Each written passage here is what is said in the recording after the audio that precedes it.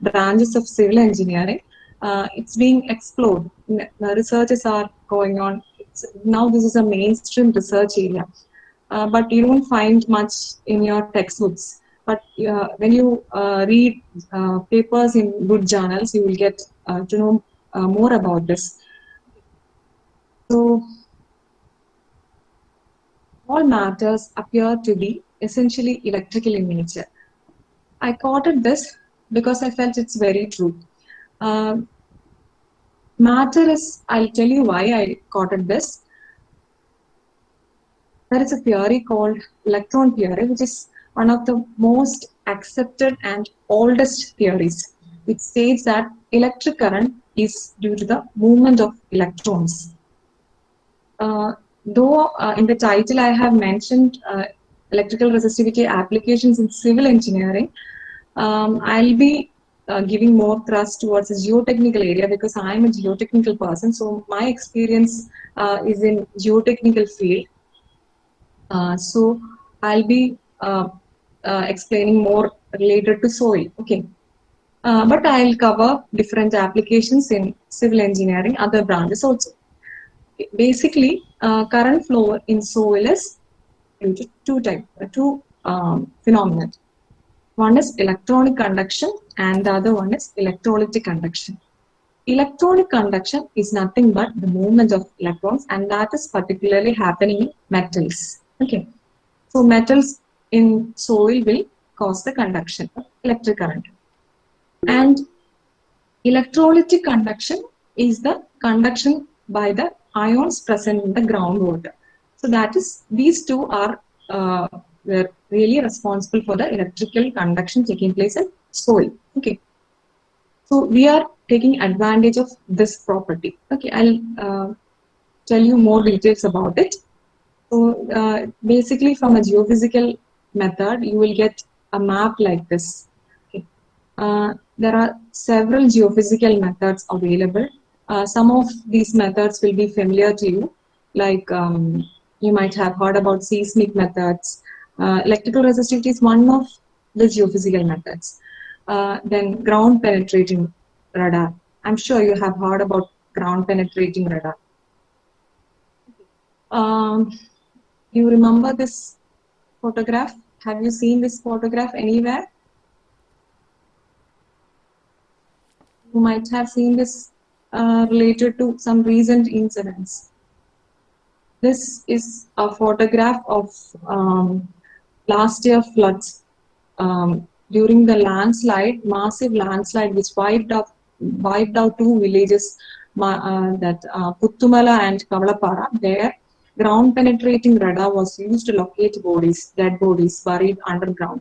So ground penetrating radar is a geophysical method which is supposed to be used for some other applications, but here they found an application like this. So electrical resistivity method is also a geophysical method which has got other different applications. Okay, I showed this photograph. I thought this you might have seen, only because of that I just shown.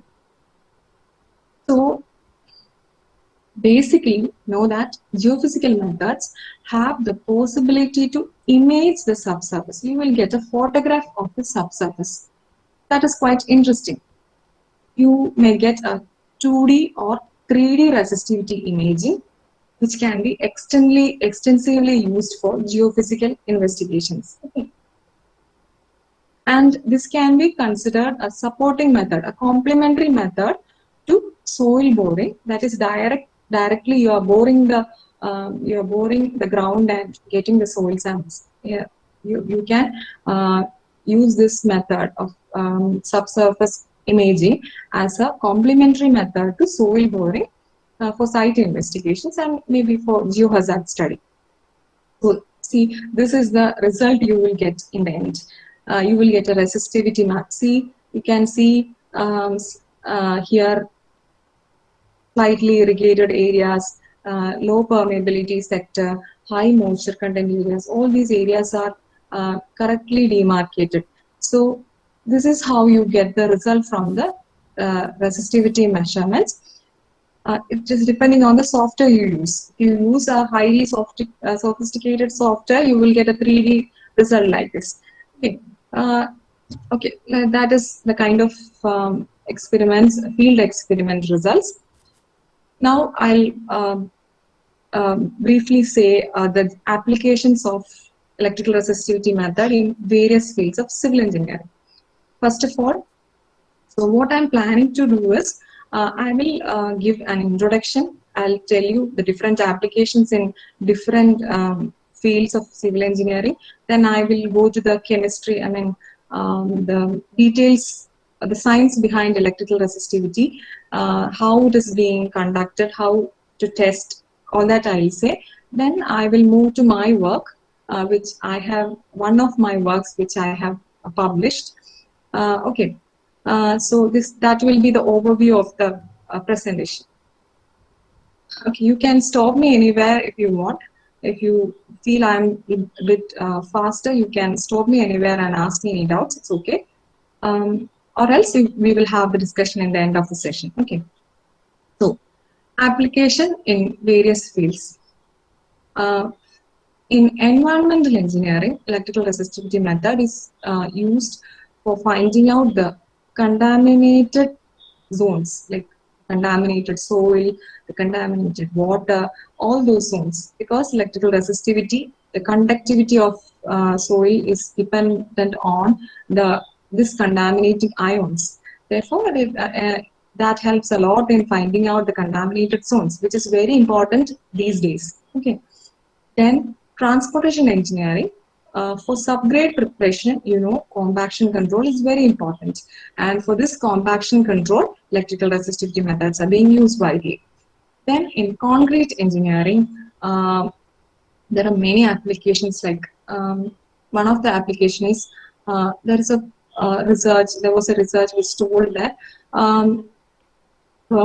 you can measure the resistivity of a freshly prepared cement concrete, and can predict its compressive strength in 28 days. See, you don't have to wait for 28 days to know its performance. You can simply predict the compressive strength of a 28-day cured sample from the freshly prepared state itself.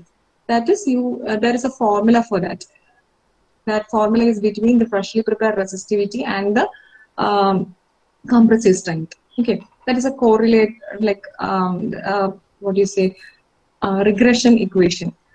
So from that regression equation, when you measure the resistivity of the cement paste after 1 hour or a freshly prepared state, you can simply substitute the value, get the answer as 28-day compressive strength. And the advantage is that you don't have to wait for 28 days to know whether it has met the performance criteria. So what is the advantage? You don't have to waste the material. You can possibly upgrade the material with additional cement in the freshly prepared state itself. So that is one kind of application. Then another one is to delineate cracks in concrete beams and hardened concrete. Okay, that I will tell you. Then in geotechnical engineering, that I'll be concentrating more. So I will include my works also when I explain that. To study the strain gauge property is that you can do flood risk mapping.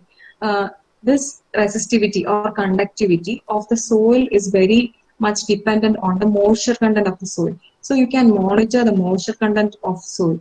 So thereby you can know whether the soil has a maximum capacity, whether the water falling on it, the rainwater falling on it will infiltrate or will go off as runoff. You can predict that and make a flood risk mapping. So these are wide applications, and this is very important for the time being. This is monsoon season and this flood risk mapping, and you can predict which zones, which areas are more prone to flood, like that you can predict. So these are the applications. Once you learn this technique, you can do your own consultancies in this. You get very good payment for the consultancy. So I'll tell that. So these are the applications in various fields. Okay. This is the, you remember this magic triangle? You have studied this in school. This Ohm's law. Ohm's law is, Ohm's law, you remember? Ohm's law. Electrical resistivity measurements are basically based on Ohm's law. It states that V is proportional to I. What is V? V is voltage, I is current. V is proportional to I, that is V is equal to constant multiplied by I, that is IR. That is resistance. You have studied this in your school. Okay. So that is what you are measuring in this test. Then you have heard about resistivity. Resistivity is nothing but it is a material property. Our resistance, which you get from the Ohm's law, multiplied by a geometrical factor. That is resistance multiplied by the area of the specimen by the length. That will give you the resistivity, which is a material property. I told you it is a material property. That means it doesn't depend on the current, past, or voltage, whatever. It is, so every material will have its unique resistivity ranges. So is soil resistivity. So once you know the resistivity value, you can, at least the range of resistivity value, you can identify what type of soil it is. Okay, based on there is a chart which shows that. I'll show you that. So that is how we do the interpretations. And conductivity, it is reciprocal of resistivity. The opposite of resistivity. More conductive means less resistive. Okay. So I'll be using conductivity, the terms conductivity, resistivity here and there. So you have to catch up the meaning. Don't get confused.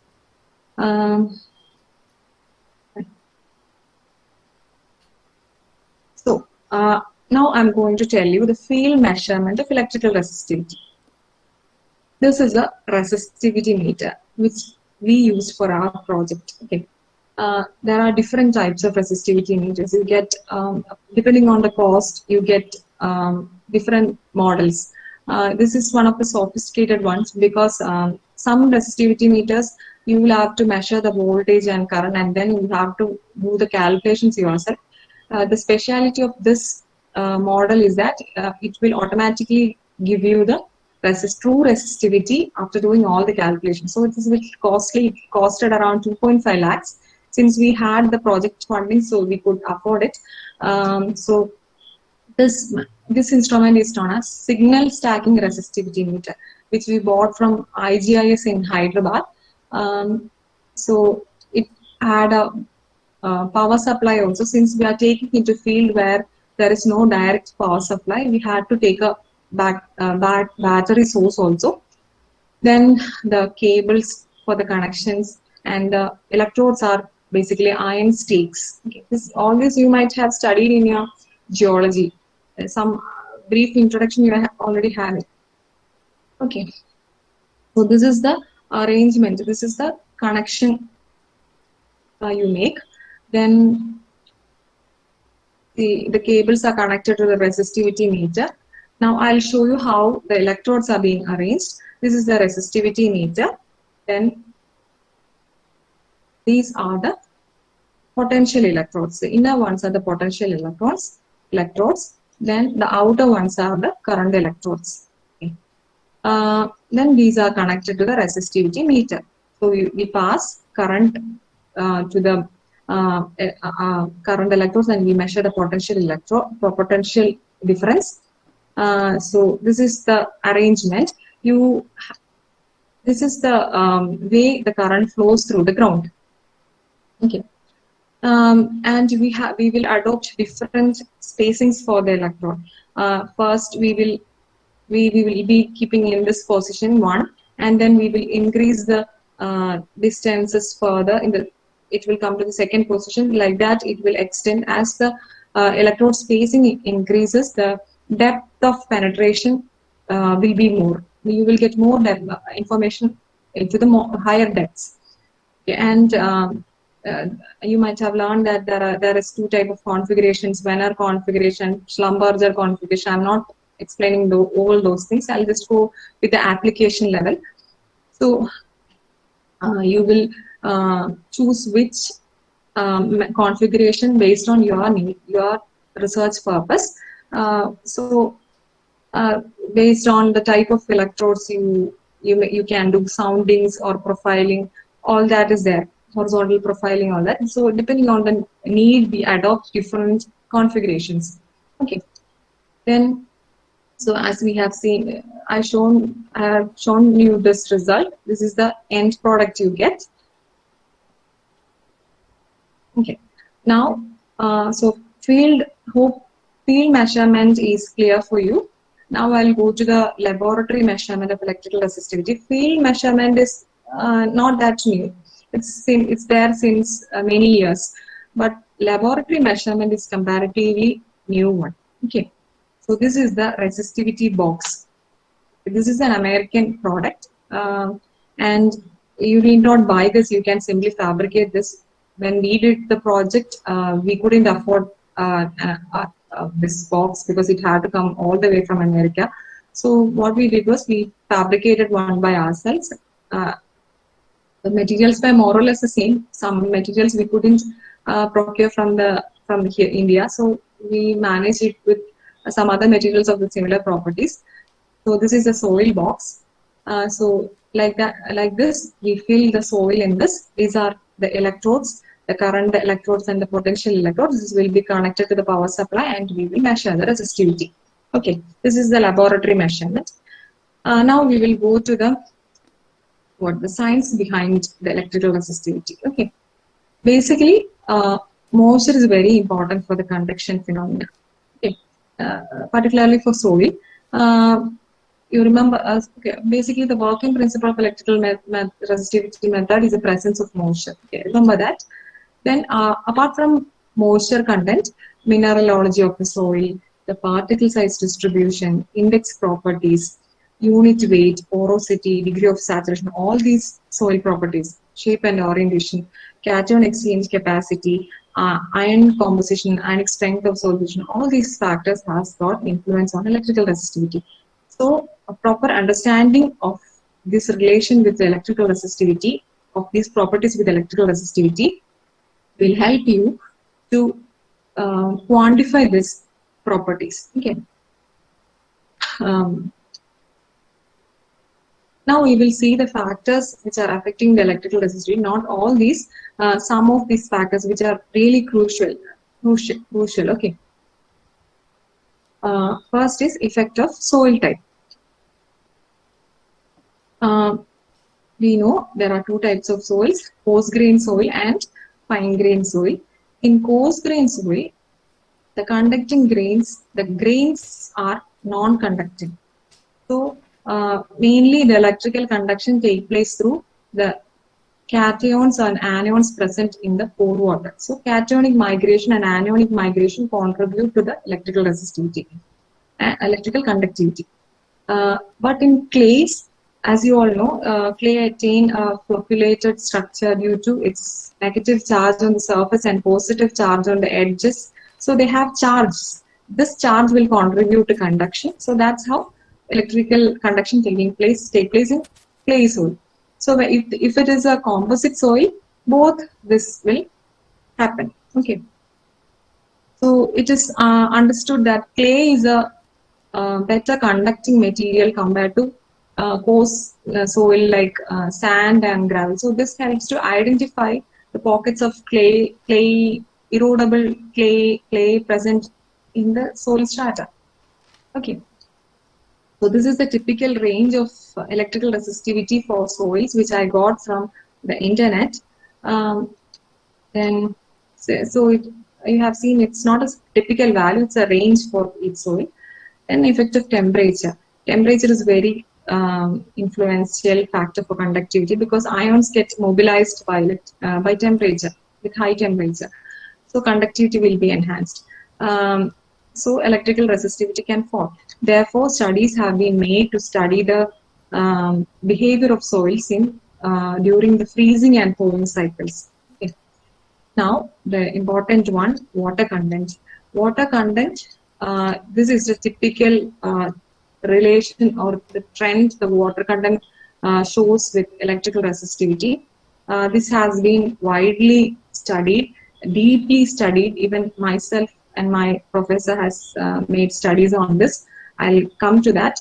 See, this is a trend. This is an exponential trend. See, here in the unsaturated region, the resistivity value is very high, and towards the saturated region, resistivity value is very low, and it is coming to a constant.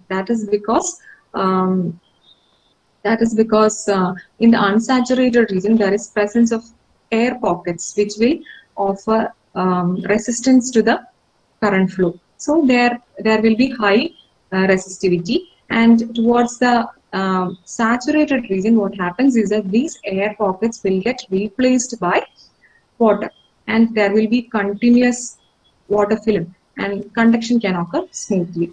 Okay, that is what is happening, and this has helped to make microstructural studies of soil. Okay.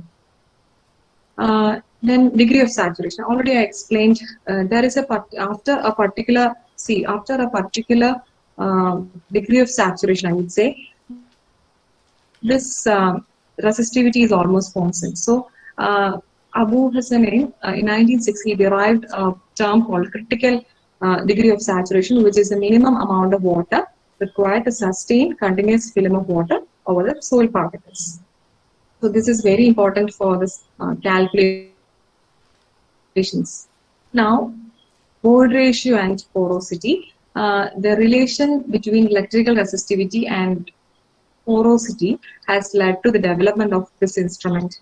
This is an electrical resistivity cone probe, which is used to measure the void ratio, resistivity based void ratio, which matches well with the volume based void ratio. This it is like this, it got inner and outer electrodes inside, and is coaxially placed, and this can be used along with the tests like a consolidation test, triaxial test, etc., and you get the void ratio at different stages. Okay, this is now widely used. This is one of the non-destructive testing machine. Then the pore fluid composition. This is a factor which helps you to identify the contaminated zones and contaminated water. Definitely pore water chemistry is very important. Soil mineralogy and pore water chemistry is very important for the studies on conductivity. Then the dry density and degree of compaction. Your compaction curve is like this. If this is gamma D and this is water content, you have a bell-shaped curve. The resistivity response will be like this. That is in your on the dry side of the optimum, the resistivity values will be very high, and you have lower resistivity values towards the wet side. So this kind of response is being used for the compaction control of for the preparation of subgrades. Okay. Am I going a little fast? Are you following? Am I going fast? Ma'am. Shall I move on? Okay, ma'am. Okay. So next, I will explain to you some of the works which this is a work which I have done, which I tried to correlate SPT and electrical resistivity data. There are many types of studies like correlation of strength properties with electrical resistivity data. What we did is we tried to see whether there is some relation, whether we can develop some relation between standard penetration test number and electrical resistivity. So I published this in 2017. See, these are my R. Shivashankar and K. N. Lokesh sir. They are my guides in NITK Surathkal. R. Shivashankar sir, I don't know, sometimes you might have heard about him. He's a veteran in the geotechnical area. And Lokesh sir is a geologist, professor in geologist. Both of them have retired. You might have, this Lokesh sir is Indian cricketer KL Rahul's father. Okay. He was a director of NITK Surathkal. Now he's retired. Okay, well, that is a study we made. SPT, as you all know, it is a test which requires heavy machinery. It needs a 63.5 kg hammer being dropped on the ground, and then the test is like this. And first you ignore the 150 mm test, that initial drive, and then you consider the what number of blows required for the 300 mm drive, like that. That is how SPT test is being done. You are learning that in your geotechnical engineering. So this test is very laborious, it is very tedious, and you need heavy machinery, and takes a lot of expense and time. So we thought if we use electrical resistivity imaging together with SPT, we can reduce the labor. Always remember, you cannot use electrical resistivity method alone because it is not a direct method. It is a supporting method. Okay. Always you should have a backup of the direct data. So what we did was we chose some 28 sites in the campus, 14 from a different geology and 14 from a different geological location, and then we did SPT test on those areas, and to get along with that we did electrical resistivity, and we tried to correlate the relation, and we found that, I'm not showing the graphs, we get fed up. Those graphs are a little complicated. I'll just tell you the conclusion. We got some direct and inverse relations, and we finally concluded that electrical resistivity method cannot be used as a direct method, but it can be used as a pre-investigation method. That is when you have to do 50 SPT tests. You don't have to do 50. Instead, you do some 20 SPT tests and 30 electrical resistivity. There you can save a lot of time, cost, expense, etc. So that was the suggestions we made.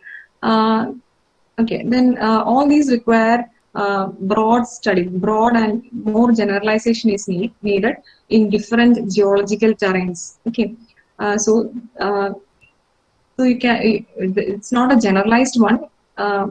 Can be generalized based on the direct methods, direct test results you do in that geological location.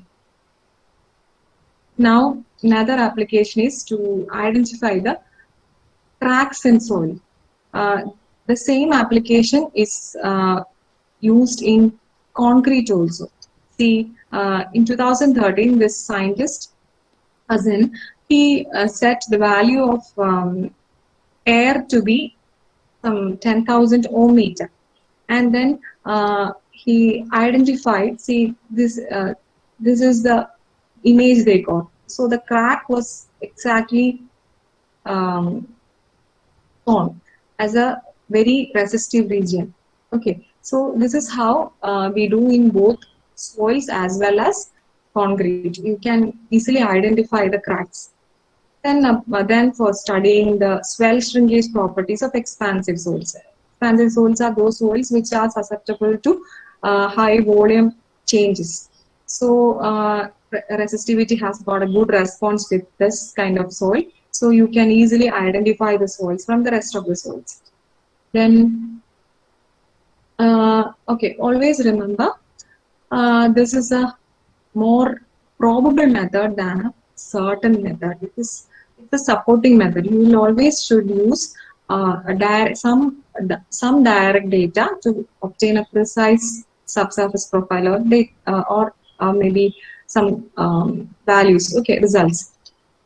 Okay, so 2D, 3D electrical resistivity profiling combined with few borehole data can be confidently used by geotechnical engineers to get a true and correct subsurface profile. Now, I hope the science, the way electrical resistivity is being done, then the applications in different field, all this is clear for you. Now, I will move, this is the last segment I'm planning to say. I'll now explain my work, which is published in an SCI indexed paper. I'll try to say that without confusing you. This we did with 3 types of samples. Actually, we did with this sample, then we validated with the next set of 2 samples. The first sample we used was lithomargic clay. Lithomargic clay is soil which you get plenty in Kerala and Karnataka. It is actually a soil obtained from the which is formed by the weathering of laterite soil. Okay, so it is available plenty, and it is a problematic soil. It is highly erodible. Okay, so we took that soil and we blended it with river sand. We blended it because we wanted to study the gradation. So we blended it with the river sand. Then I told you I couldn't afford to buy a soil miller box from America, so we fabricated it. This is made of nylon Durlin. That has got good solvent resistance, and it is highly electrically insulation is there, heat resistant, like that. So, and the electrodes are stainless steel electrode, and this was a circuit arrangement. We used 2 multimeters. We did not buy that multimeter. We borrowed it from our electrical lab. That was, I think, it was Fluke multimeter. Fluke multimeter is a high precision multimeter. If you use a substandard multimeter, you don't get the reading. I wasted some money on that. I bought a multimeter which is not that good from a very cheap multimeter from online, and then I did not get any result in that. So always, if you are using, you have to use good multimeter. You definitely will be having Fluke multimeter in your, at least in your electrical lab. You can simply borrow from there, do your experiment and give them back. Okay, so that's what we did. We used 2 multimeters. One acted as ammeter and one acted as voltmeter.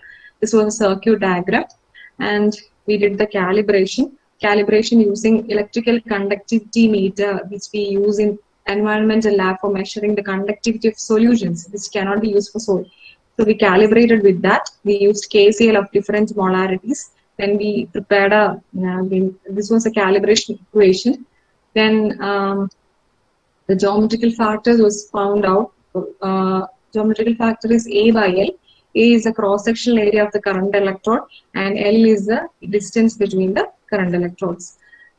These are the basic geotechnical properties of the soil. All the particle size analysis, compaction, Atterberg limits, all that. Okay. Then this is the EDAX result. EDAX means it is energy dispersive electron spectroscopy. That is used to obtain the percentage of ions present. Okay, so we got that result. We made many correlations with that. So I will present only a few of the results, which I think I want to tell you. This is a relation between resistivity and water content. So I've already explained to you, this is the unsaturated region, this is the saturated region.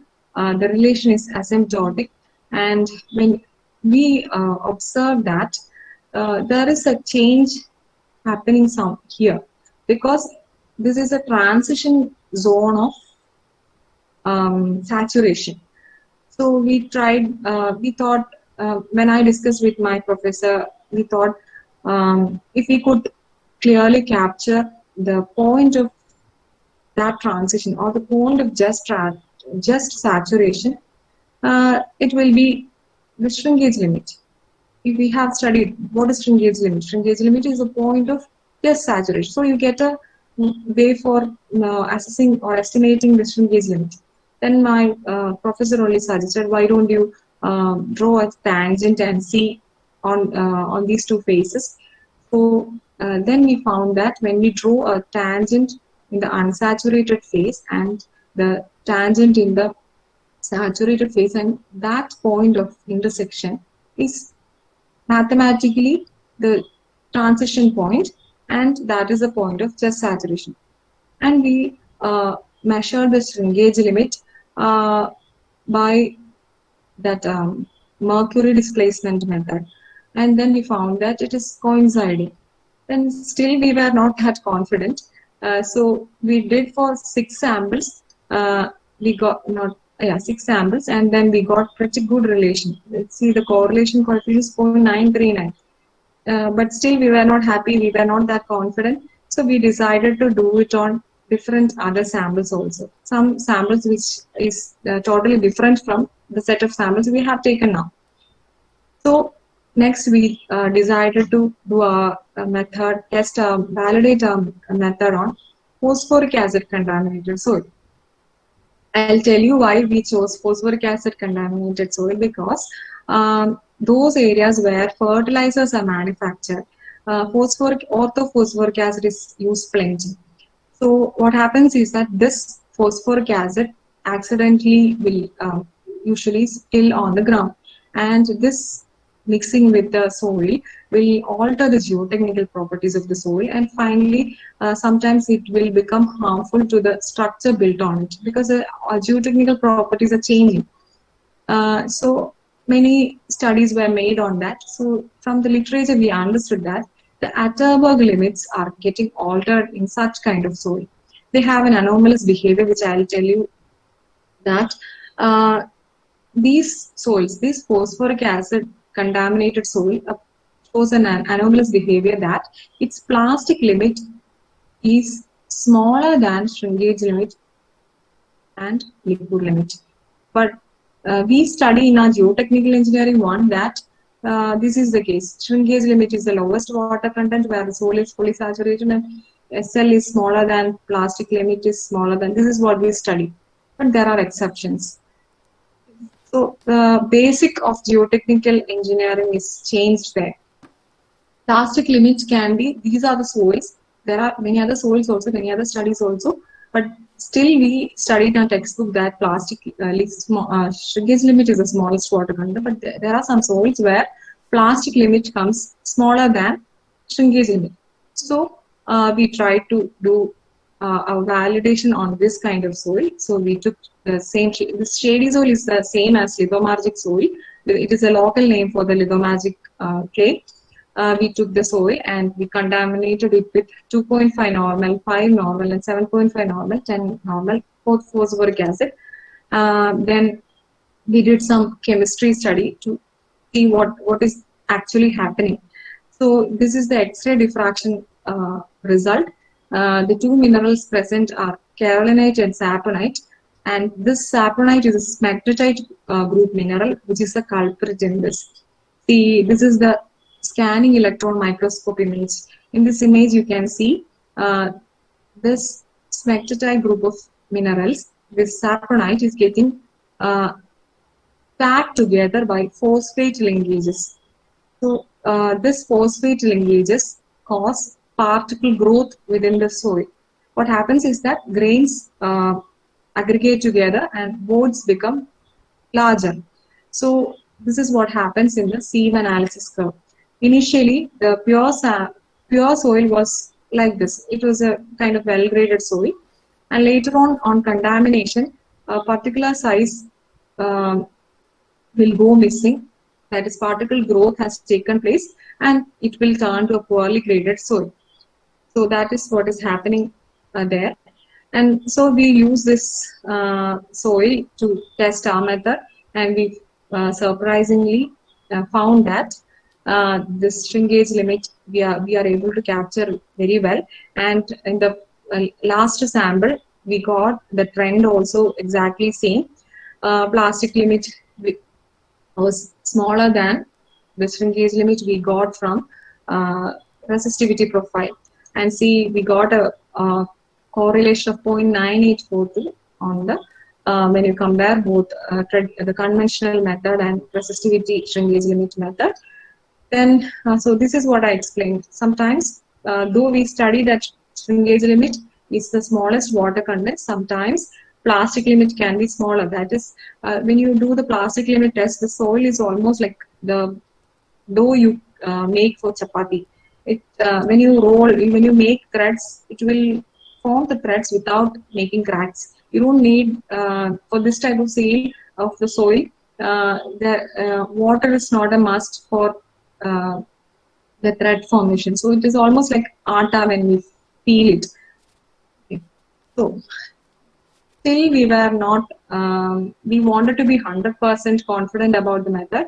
So we decided to try on another set of soil. So also we need for publications and all, you need a lot of data. Otherwise they won't accept. So we try to do on different set of soil, bentonite blended shady soil. The speciality of this soil is that bentonite is a soil which undergoes huge volume changes. So the main problem is that when you need to prepare soil patch for mercury displacement method, but when you prepare soil patch with this soil, what happens is that that method is like first you have to keep for 24 hours oven dry, air drying, and then 24 hours oven drying. Um, uh, but what happens is that since this is susceptible to high volume changes, this soil patch tends to break. Okay, when you in order to get the soil pad without breaking, what you have to do is you will have to keep the pad for air drying for more number of days, maybe 10 to 20 days you will have to keep. Then you have to keep for air drying, oven drying. What happens is that you will have to wait for this 20 days to get the result. So it's very difficult. So we thought we will do that our test on this soil, and again we got good relation. Here also we got pretty good correlation of 0.991, and we published this result in an SCI indexed paper in 2021. So you can also try this. Don't require much machineries. It just you can borrow the multimeters and try this on different soils, or you can modify the setup. That's what I'm suggesting. So with that, I'd like to conclude. So basically, electrical resistivity method has got wide application. This method, which we learn in semester 4, that small portion, it's not it's not that simple method. It has got wide application and it is a mainstream research area. So it's being explored these days, and it's being improved day by day. And this technique, both 2D and 3D, combined with both your borehole data, can give you a good subsurface profile, which can be confidently used by the geotechnical engineers. And I would suggest you those 3 final years, if the college opens, or if you have good funding, you can think of the field electrical resistivity measurement and the correlation. Because once you get training, it's good for your future also. I have many friends doing consultancies with this electrical signal stacking resistivity meter. Or else you can try the laboratory method. It doesn't require much machineries or cost, as I said. So you can also continue with this, read more papers, see what can be done, what has to be done to improve. So you have to definitely start to do something great. Hope you also come up with something good. So I think I'll wind up.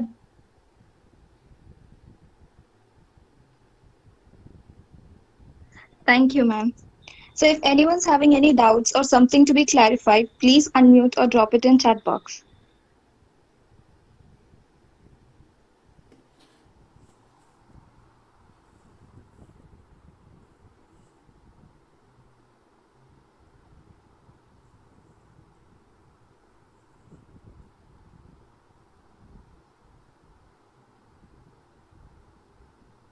Any questions?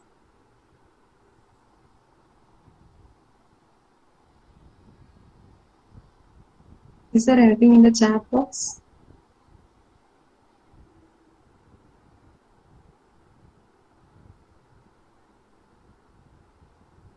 No, ma'am.